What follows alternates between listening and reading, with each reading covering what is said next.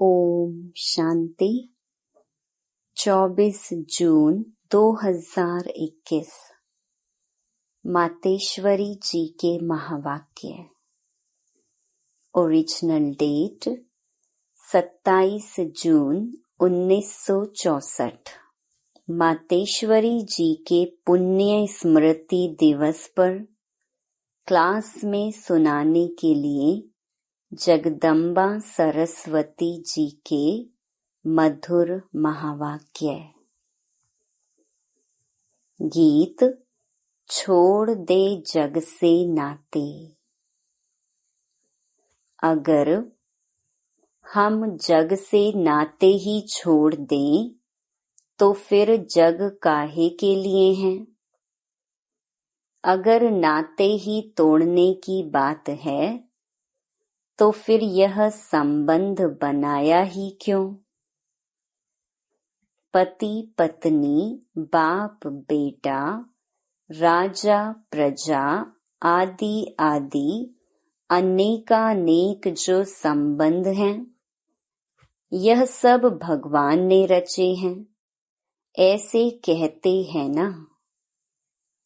तो जब भगवान ने रचे हैं तो फिर क्यों कहते हैं छोड़ो? या फिर यह गीत ही रॉन्ग है? भगवान ने कौन सा जग रचा? जग कहो, दुनिया कहो, जो भगवान ने रची वह ऐसी दुनिया थोड़े ही रची जो छोड़नी पड़े।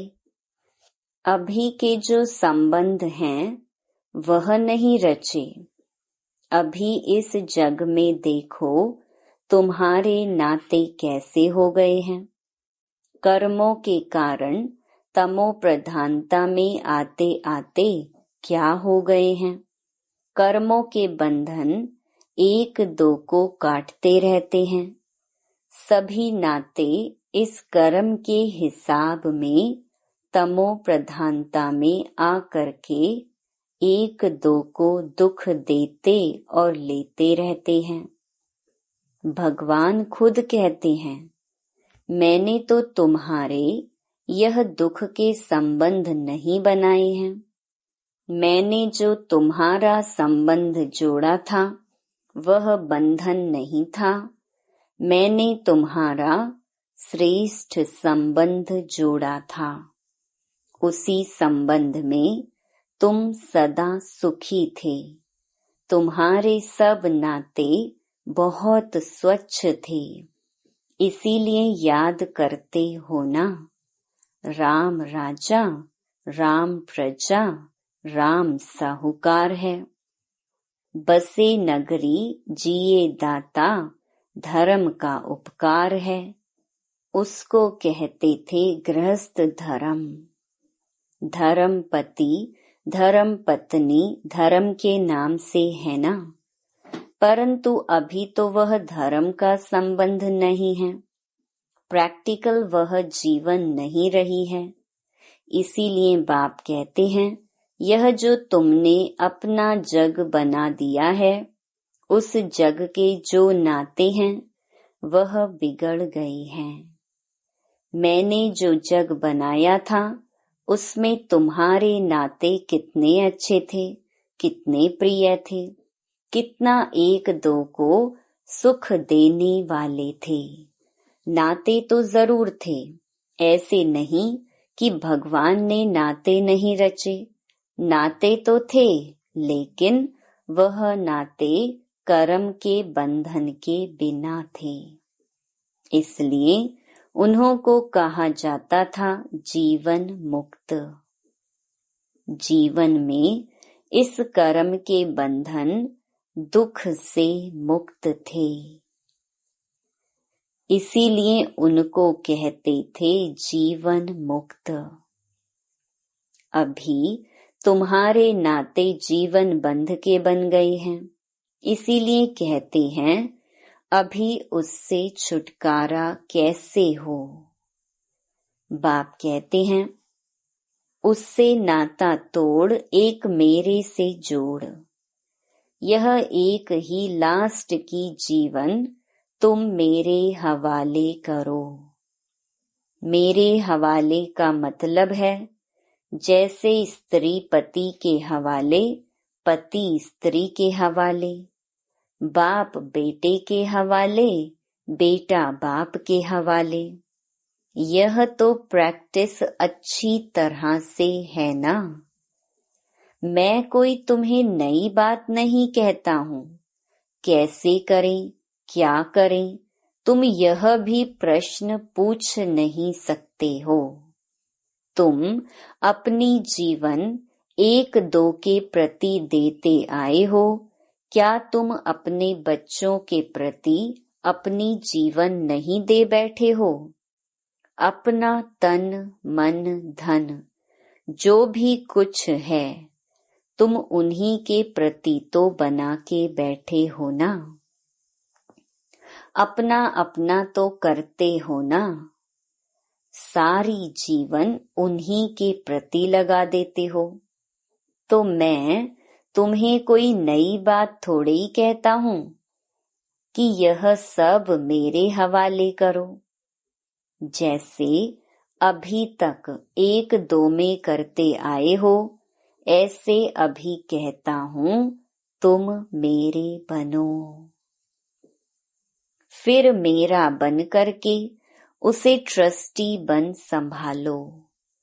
तुम भक्ति मार्ग में भी कहते आए हो, भगवान यह सब तेरा, मैं तेरा। परंतु तेरा किया नहीं, सिर्फ ऐसे ही कहा कि तेरा। तेरा भी मेरा, मेरा भी मेरा, ऐसे ही सब करते थे। लेकिन अब वह ठगी तो नहीं चलेगी ना। तेरा भी मेरा तो मेरा भी मेरा नहीं। अब यह तेरा मेरा खत्म करना पड़ेगा। अभी मैं तेरा तो उसमें सब आ गया। बस मैं तेरा। बाकी ऐसे थोड़े ही है कि उनका भी मेरा, अपना भी मेरा। ऐसी ठगी करने का क्या फायदा? क्योंकि हम ही अपने को ठगेंगे, उस परमात्मा को तो कोई ठग नहीं सकता।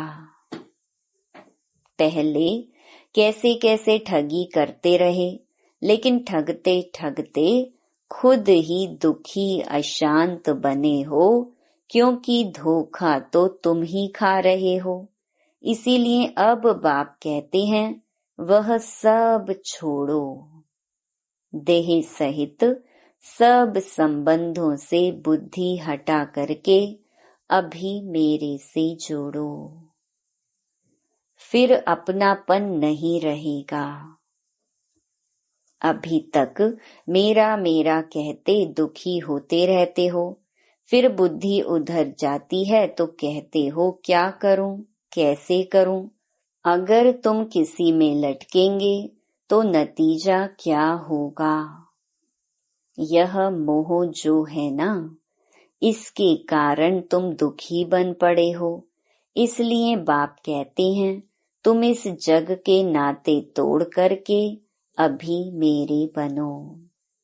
तो यह जो तुमने अपने देह के बंधन, जीवन के बंधन बनाए हैं, उनसे निकल करके अभी मेरे बन जाओ।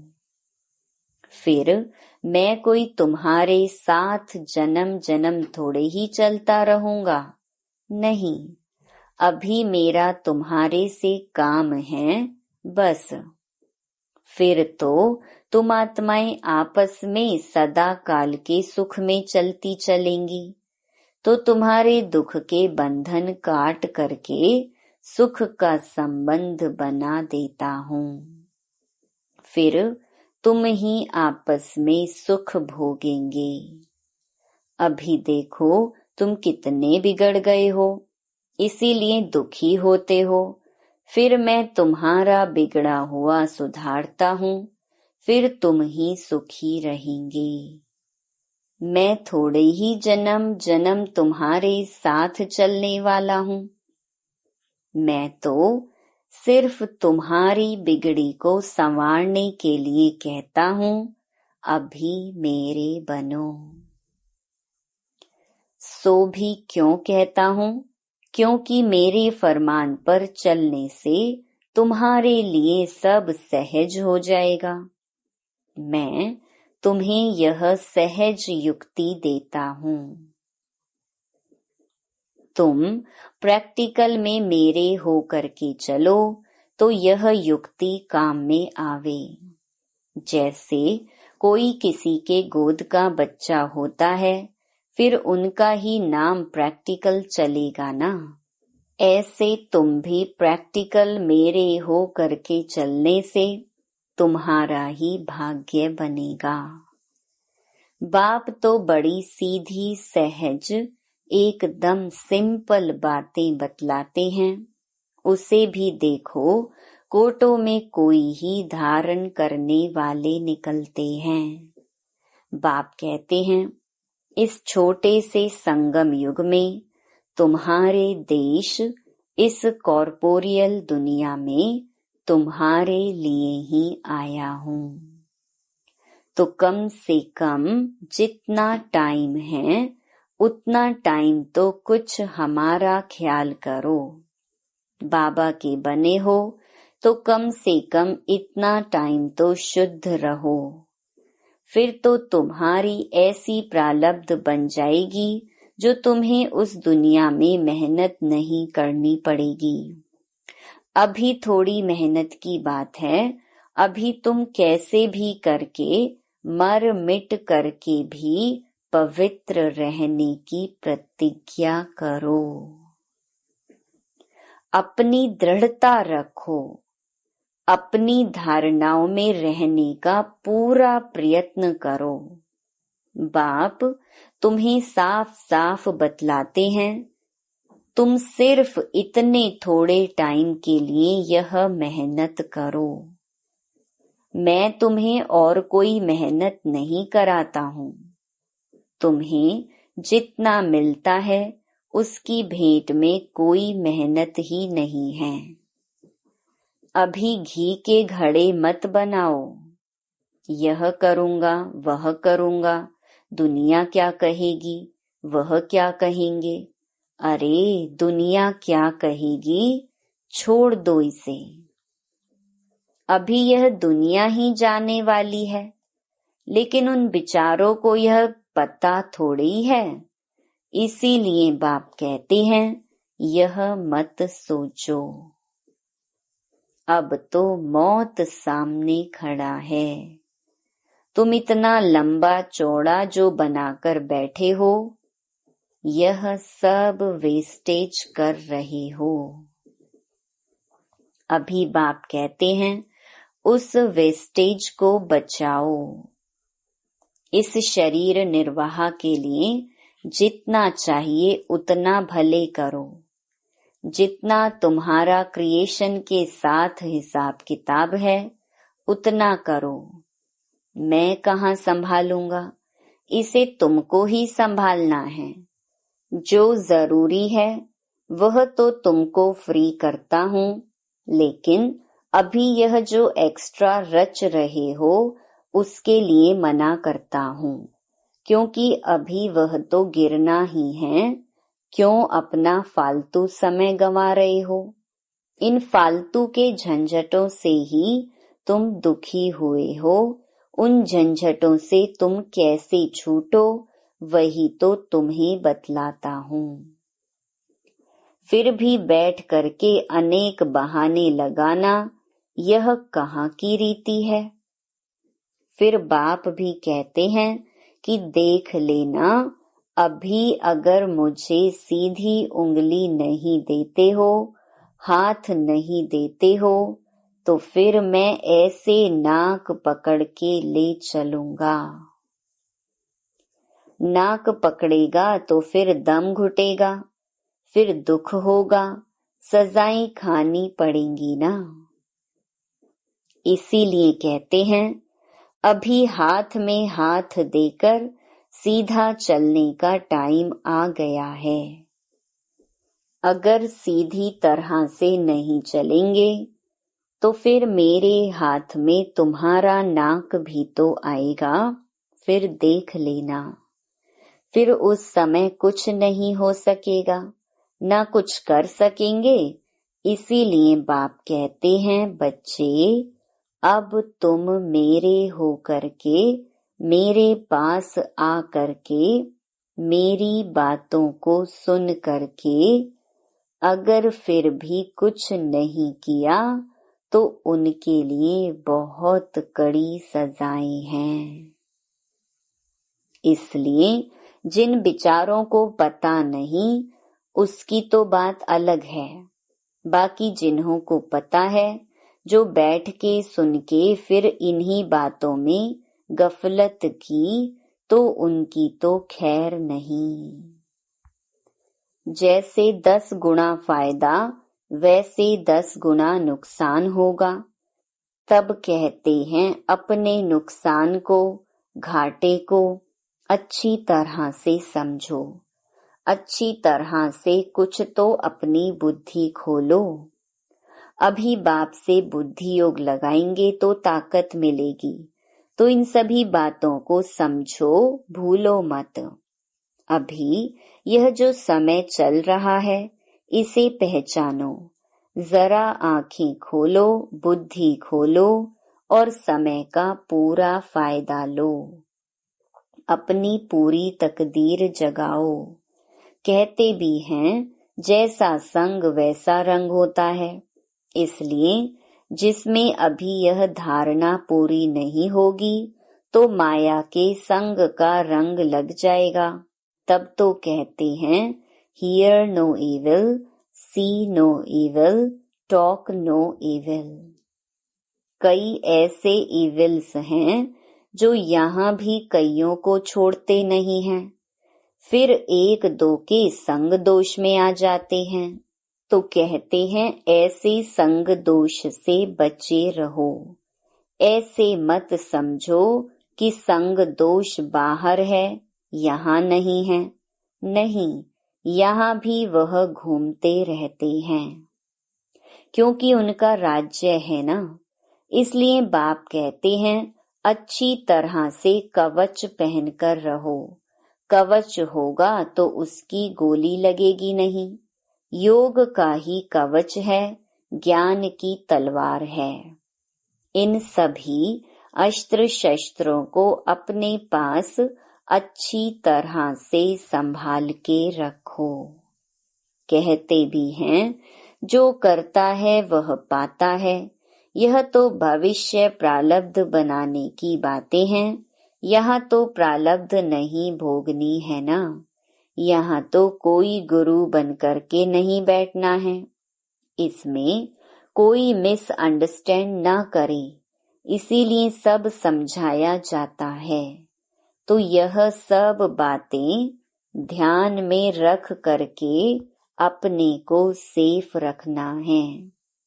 यहाँ कोई खर्चे आदि की बात नहीं होनी चाहिए। अभी यह सब खर्चा दूसरों के कल्याणार्थ ही यूज करना है। एक एक पाई भी सब इसी कार्य में लगाना है। अच्छा, दूसरी मुरली। चढ़ती कला में जाना है तो अपने जीवन की सारी जवाबदारी उनके हाथ में समर्पण कर दो।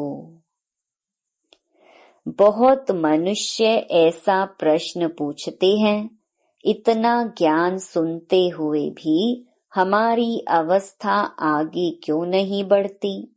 आगे बढ़ने में रुकावट क्यों? अब यह समझानी उन्हों के प्रति दी जाती है जिन्होंने इस मार्ग में चलने का कदम रखा है। परंतु जब तक अपनी जीवन मन वाणी कर्म सहित सरेंडर कर इनका नहीं हुआ है, तब तक वह अतीन्द्रिय सुख महसूस हो नहीं सकता। यह एक ईश्वरीय लॉ है। जब उनका सहारा लिया है तो दिल से उसके आगे जीवन अर्पण कर देनी है, अर्थात पूरा वारिस बन वर्षा लेना है। तो इस नशे में रहने से उस अवस्था में उल्लास भर जाता है और फिर ज्ञान की धारणा होने से औरों को आप समान बनाने की ताकत आएगी। बाकी ऐसे नहीं समझना कि मानसिक रूप से हम अर्पण हो चुके हैं। नहीं, यह तो अपने को ठगना है। जब बाबा प्रैक्टिकल में आया हुआ है तो बच्चा भी प्रैक्टिकल में बनो। फिर बाबा उनके जन्म पत्री को जान कैसे भी डायरेक्शन देकर चलावे।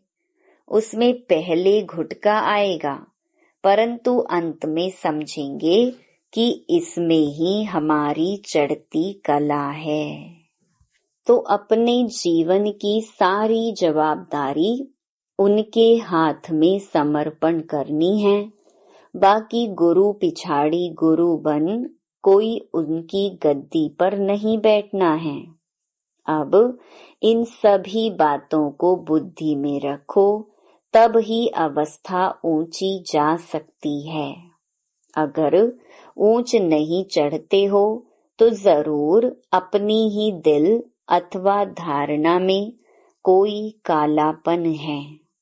समझा? अच्छा, मीठे मीठे बच्चों को याद प्यार गुड मॉर्निंग।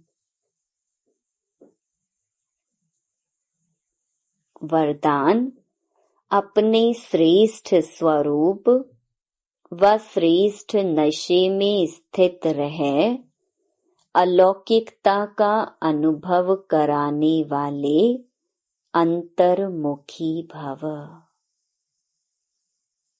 जैसे सितारों के संगठन में विशेष सितारों की चमक दूर से ही न्यारी प्यारी लगती है, ऐसे आप सितारे साधारण आत्माओं के बीच में एक विशेष आत्मा दिखाई दो। साधारण रूप में होते असाधारण व अलौकिक स्थिति हो तो संगठन के बीच में अल्लाह लोग दिखाई पड़ेंगे। इसके लिए अंतर्मुखी बनकर फिर बाहर मुक्ता में आने का अभ्यास हो। सदैव अपने श्रेष्ठ स्वरूप व नशे में स्थित होकर नॉलेजफुल के साथ पावरफुल बनकर नॉलेज दो, तब अनेक आत्माओं को अनुभवी बना सकेंगे। स्लोगन: रावण की जायदाद साथ में रख ली तो दिल में दिलाराम ठहर नहीं सकता। Om Shanti. To watch Peace of Mind channel videos on YouTube, subscribe us on youtube.com/tvpeaceofmind. Just a click for a peaceful life.